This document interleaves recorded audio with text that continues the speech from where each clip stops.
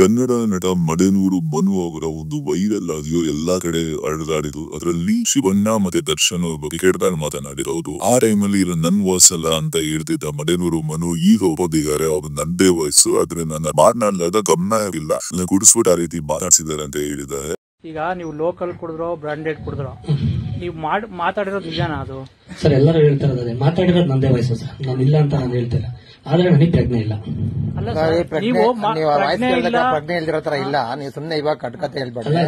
ಒಂದ್ ನಿಮಿಷ ಕೇಳಿ, ಒಬ್ಬ ನಟನ್ಗೆ ಒಬ್ಬ ಸೀನಿಯರ್ ನಟ ಅವ್ರ ಸಾವನ್ನ ಬಯಸ್ತೀರಾ ಅಂದ್ರೆ, ಅವ್ರು ಹುಷಾರಿಲ್ಲ ಅಂದ್ರೆ ನಿಮ್ ಎಂತ ಮನಸ್ಥಿತಿ ಅಲ್ವಾ ಸರ್? ನನ್ನ ಮನಸ್ಥಿತಿ ಈಗ ಯೋಚನೆ ಮಾಡ್ಕೊಳ್ಳಿ. ನಾನು ನೀವೇನು ಸಮಜಾಯಿಸಿ ಏನಾರ ಕೊಡ್ಬೋದು, ನಿಮ್ ಮನಸ್ಸನ್ನ ನೀವು ಕೇಳ್ಕೊಳ್ಳಿ. ಅಲ್ಲ ಸರ್, ನನ್ನ ಮನಸ್ಸಿಗೆ ನನಗೆ ಇವಾಗಲೂ ನಾನು ಇದೇ ದೊಡ್ಡ ನಟ ಅವ್ರದ್ದು ಸೇವೆ ಇದೆ. ಅವತ್ತಿಂದ 1% ನಾನು ನಿದ್ದೆನೂ ಮಾಡಿಲ್ಲ ಸರ್. ಹಿಂಗೆ ನನ್ನ ಬಾಯಿಗೆ ಬಂತ ಈ ತರ ಇಲ್ಲ ನಾನು ಪಶ್ಚಾತ್ತಾಪ ಪಡ. ಯಾರು ಕುಡಿದ್ರೆ ಹಂಗೆಲ್ಲ ಮಾತಾಡ್ಬಿಡೋದ, ಮನಸ್ಸಲ್ಲಿ ಮಾತಾಡಲ್ಲ. ಆ 4 ಗೋಡೆ ಮಧ್ಯೆ ಏನಾಯ್ತು ಅಂತ ನಮ್ಮ 3 ಜನಕ್ಕೆ ಅಷ್ಟೇ ಹೋಗುತ್ತೀರಾ ಸರ್. ಹೊರಗಡೆ ಏನಾರ ಆಗ್ಲಿ, ನೀವು ಒಂದಿರೋದು ತಾನೇ ರೆಕಾರ್ಡ್ ಮಾಡಿರೋದು ಸರ್. ರೆಕಾರ್ಡ್ ಮಾಡಿರೋದು ತಪ್ಪು ಸರಿ ಅಂತ ನಾವ್ ಹೇಳ್ತಾ ಇಲ್ಲ, ನೀವು ಮಾಡಿರೋದು ಸರಿನಾ ತಪ್ಪಾ ಅಂತ ನೀವ್ ಹೇಳ್ಬೇಕು. ಅಲ್ಲ ಸರ್, ಈಗ ಅಷ್ಟೊತ್ತು ಒಂದು ಪಾಸಿಟಿವ್ ಮಾತಾಡಿರ್ತೀನಿ, ಅದನ್ನ ಬಿಟ್ಟು ಇಷ್ಟು ಮಾತ್ರ ರೆಕಾರ್ಡ್ ಮಾಡ್ತಾರೆ ಅಂದ್ರೆ ನನಗೆ ಅನ್ಸಿದ ಪ್ರಕಾರ ನಮ್ಮ ಹಳ್ಳಿ ಕಡೆ ಗೊತ್ತಿಲ್ಲ ಹೆಂಗೆ ಏನಂತ ಗೊತ್ತಿಲ್ಲ.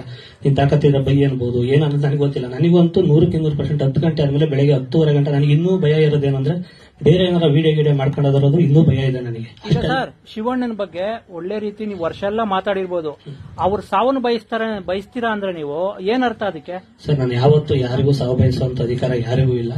ನಾನು ಹಂಗೇನಾದ್ರೂ ಪ್ರಜ್ಞೆ ಇದ್ದು ಉದ್ದೇಶಪೂರ್ವಕವಾಗಿ ಏನಾದ್ರು ಮಾತಾಡಿದ್ರೆ ನಾನು ಸ್ಟೇ ತರೋದು ಇಲ್ಲ ಆಡಿಯೋ ಡಿಲೀಟ್ ಮಾಡಿಸೋದು ಏನೋ ಒಂದು ಮಾಡ್ತಾ ಇದ್ದೆ ಸರ್. ಅಷ್ಟು ಪ್ರಜ್ಞೆ ಇತ್ತು ನನ್ನ ಮನಸ್ಸಿಂದ ಹೇಳಿದಿದ್ರೆ.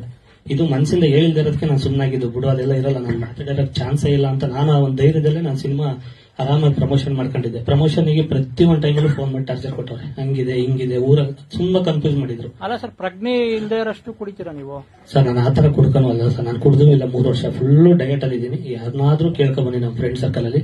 ನಾನು ಸಿಕ್ಕಾಕೊಂಡಿದ್ದು ಹೆಂಗೆ ಅಂದ್ರೆ, ನನ್ನ ಸಿನಿಮಾ ಜೀವನ, ನನ್ನ ಉಸಿರು ಅಂತ ಸಿನಿಮಾನ ಪ್ರೀತಿಸ್ತಾನೆ. ಅವ್ರಿಗೆ ಗೊತ್ತು ಸಿನಿಮಾ ವೀಕ್ನೆಸ್ ಅನ್ನೋದು ಗೊತ್ತು ಅವರಿಗೆ.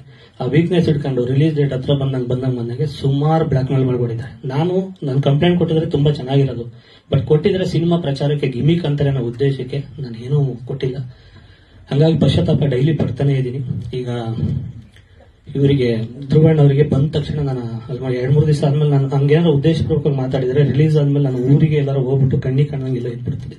ಪಶ್ಚಾತ್ತಾಪ ಯಾಕೆ ಪಡ್ತಾ ಇದ್ದೀನಿ ಅಂದ್ರೆ, ಇಷ್ಟು ವರ್ಷ ಜರ್ನಿ, ಒಂದು 17 ವರ್ಷದ ಮೇಲೆ ಆಯ್ತು ಜೂನಿಯರ್ ಆರ್ಟಿಸ್ಟ್ಗಳಾಗಿ ಮಾಡಿ, ಕೃಷಿಯಿಂದ ಬಂದು ಆರ್ಕೆಸ್ಟ್ರಾಗಳಲ್ಲಿ ಸುಮಾರು ಸ್ಟೇಜ್ಗಳು ಹಂಚ್ಕೊಂಡು, ಆರ್ಕೆಸ್ಟ್ರಾ ಈವೆಂಟ್ಗಳು ಮಾಡ್ಕೊಂಡು, ಸುಮಾರು ನಮ್ಮ ಟೀಮವ್ರಿಗೆ ಎಷ್ಟೋ ಜನಕ್ಕೆ ನಾನು ಕೆಲಸಗಳು ಕೊಟ್ಟಿದ್ದೀನಿ ಆರ್ಕೆಸ್ಟ್ರಾಗಳು ಮಾಡ್ಕೊಂಡು. ಇಷ್ಟೆಲ್ಲ ಮಾಡಿದವನು ನನ್ನ ಗುಂಡಿನ ನಾನು ತೋಡ್ಕೊತೀನಿ ಸರ್. ನನಗೆ ಇನ್ನೂ ಸಿನಿಮಾಗಳು ಮಾಡಬೇಕು ಅನ್ನೋ ಒಂದು ಜಾಸ್ತಿ ಇದೆ ನನಗೆ. ಕಲೆನ ನಂಬಿ ಬಂದಿರೋನು, ಬೇರೆ ನನಗೆ ಬ್ಯಾಕ್ ಗ್ರೌಂಡ್ ಆಗ್ಲಿ ದುಡ್ಡಾಗ್ಲಿ ಹಂಗೆಲ್ಲ ಇದ್ದಿದ್ರೆ ನನ್ನ ಜೊತೆ ಇರೋರೇ ಹೋಗ್ಬಿಟ್ಟು ಅವ್ರಿಗೆ ಹೊಡೆದು ಸಾರಿ ಕೇಳಿಸ್ಬಿಡೋರು, ಇದು ಆಡಿಯೋ ಫೇಕ್ ಅಂತ ಹೇಳು ಅಂತ ಅವ್ರ ಕೈಲೇ ಹೊಡೆದು ಕೇಳಿಸಿರೋರು. ಬಟ್ ನಮಗೆ ಹೊಡೆಯೋಕ್ಕೂ ದುಡ್ಡಿಲ್ಲ, ಹೊಡ್ಸಕ್ಕೂ ದುಡ್ಡಿಲ್ಲ. ನಮಗೇನು ಈ ದುಡ್ಡಿಲ್ದರೆ ಏನ್ ಹೇಳ್ತೀವಿ, ದೇವರಿದ್ದಾನೆ ಅಂತೀವಿ, ಇಲ್ಲ ಕರ್ಮ ರಿಟರ್ನ್ ಅನ್ಕೊಂಡು ಏನೋ ನಮಗೆ ನಾವು ಸಮಾಧಾನ ಮಾಡ್ಕೊತೀವಿ ಅಷ್ಟೇ.